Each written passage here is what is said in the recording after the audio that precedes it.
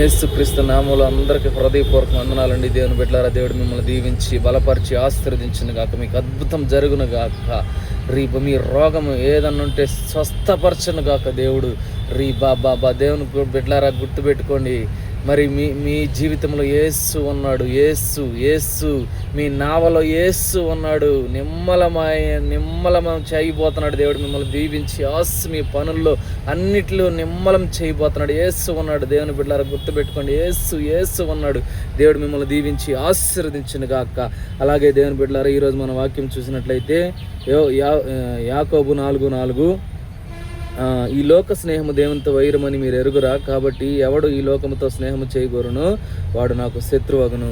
దేవుని బిడ్డలారా, ఈ లోకముతో నువ్వు స్నేహం చేస్తున్నావో మరి దేవునికి శత్రువుగా అవుతున్నావు.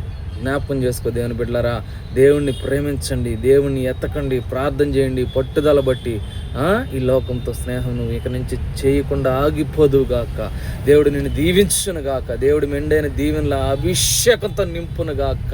ఈ లోక స్నేహం నీకు దూరం అవునుగాక. దేవునికి దగ్గర అవుదుగాక. ఈ లోకంతో స్నేహం చేస్తే నాకు